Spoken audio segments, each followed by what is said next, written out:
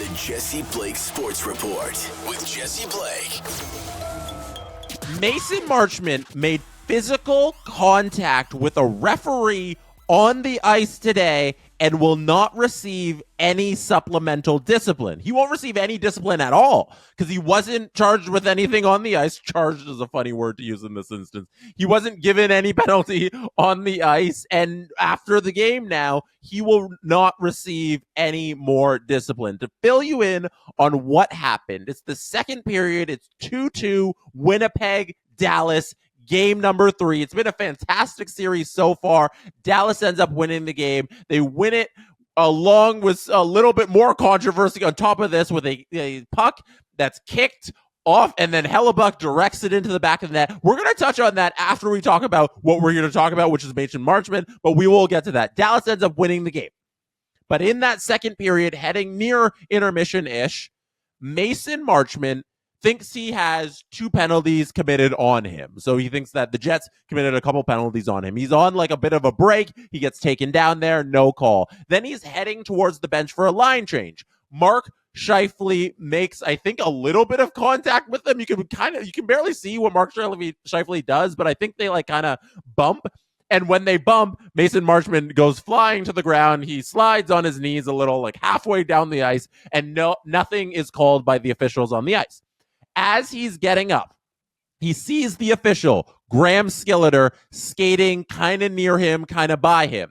He's upset with not getting a call in that instance. He wants the Dallas Stars to be on that penalty. He wants to have drawn a penalty for his team. He doesn't get a call. So, irate, he takes his stick and taps the official on the shin. It is a light tap. It is not that hard. The official, Graham Skilliter, doesn't move, doesn't even acknowledge that it happens. But Mason Marchment does make contact with an official, and that is against the rules. Surprise, surprise, you are not allowed to do that. Rule 40.1 of the NHL official rulebook states, any player who deliberately applies physical force in any manner against an official, in any manner attempts to injure an official, physically demeans, or deliberately applies physical force to an official solely for the purpose of getting free of such an official during or immediately following an altercation shall receive a game misconduct penalty. So that is, just to clarify, if you deliberately apply physical force, if you attempt to injure, if you physically demean, if you deliberately apply physical force to get away from an official, all of those things will earn you a game misconduct. But as we learned today, abuse of an official is a subjective call. Elliot Friedman tweeted after this whole thing blew up that the official has the right to make the call on if he was abused or not. This is what Elliot Friedman tweeted. Also from Winnipeg, Dallas, league has discussed incident at the end of second period between Mason Marchment and referee Graham Skilliter. It is the on-ice official's call to decide if that qualifies as an abuse of officials violation. The answer was no, so no further action. I understand kind of what the NHL is doing here. They want to have the official make the call who was abused, in quotes, as the rule is written, abuse an official, so I'll use that word, was abused. The NHL wants that person to decide, like, hey, do you think what happened there warrants a game misconduct? And Graham Skilliter said, no, it was a light tap on my shin, let him play on, no more discipline, blah, blah, blah, blah.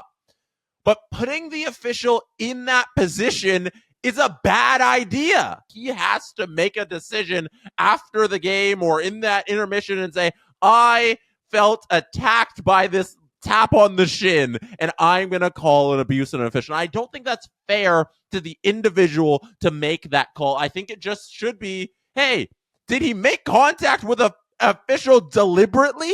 Yes, he did. Therefore, game misconduct. That's how it's written. That's what it should be. It should not be a subjective call determined by the person on if they were offended by what the guy did to him. No, he made physical contact with an official. That should be carte blanche. No, can't do it. 1 game misconduct, maybe a suspension. That's my opinion on what Mason Marchment did and what punishment he should have got. He should have got the thing that's written down in the rule book.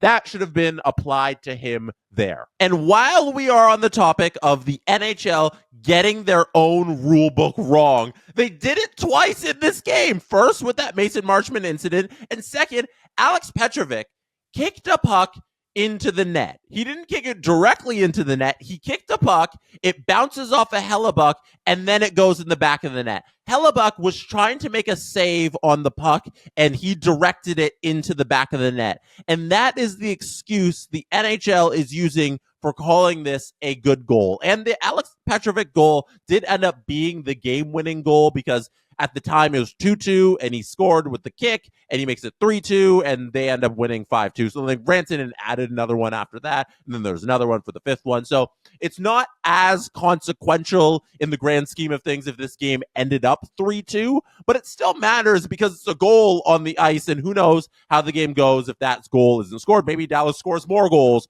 or Winnipeg scores one. But Alex Petrovic should not have been able to score this goal. This goal shouldn't have counted.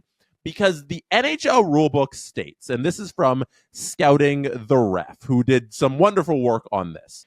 A puck that deflects into the net off of an attacking player's skate who does not use a distinct kicking motion is a legitimate goal. So if you kick the puck in the net and it's not a distinct kicking motion, it's a goal. A puck that is directed into net by an attacking player's skate shall be a legitimate goal as long as no distinct kicking motion is evident. The following should clarify deflections following a kicked puck that enters the goal.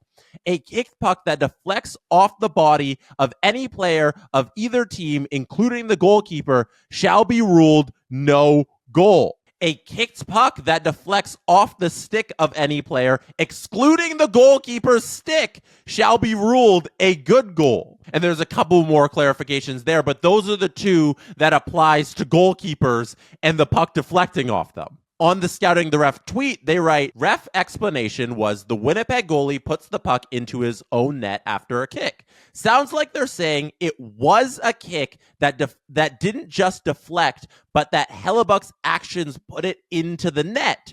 Not sure about that based on Section 2. And Section 2, as I just read to you, was a kicked puck that deflects off the stick of any player, excluding the goalkeeper's stick, shall be ruled a good goal. Hellebuck directed the puck in with his stick, and it says in the rule book it shouldn't be a good goal. I don't understand how it was ruled a good goal if the referees admitted that it was kicked by Petrovic and admitted that it was positioned into the net by Hellebuck, but he used his stick to propel it into the net, which in the rule book is stated point blankly should not be a goal. These referees are human. They are not perfect all the time. But when something is written down in black and white, it is not up for your interpretation. That should just be the rule. And I think in this game, the referees missed 2 calls that should have gone the way of the Winnipeg Jets. Marchment shouldn't have been able to play the rest of that game, and there should have been a goal taken off the board. And frankly, the Winnipeg Jets, they lost the game. Like, they allowed 5 goals, and they only scored 2. So I'm not too fussed about the outcome. I just wish the officiating would understand their own rules and make the right calls. Let me know what you think in the YouTube comments on the Jesse Blake Sports Report YouTube channel. Don't forget to hit subscribe as well on the channel, or you can find this anywhere you find your podcast on your favorite podcast app. You could have been anywhere in the world, but you chose to be listening or watching right now, and I appreciate you for that. Good night from Toronto. And that is how it's done. The Jesse Blake Sports Report with Jesse Blake. Jesse Blake, the guy that likes to hear his name twice in one sentence. Sure, I know him. No, he doesn't have an ego at all.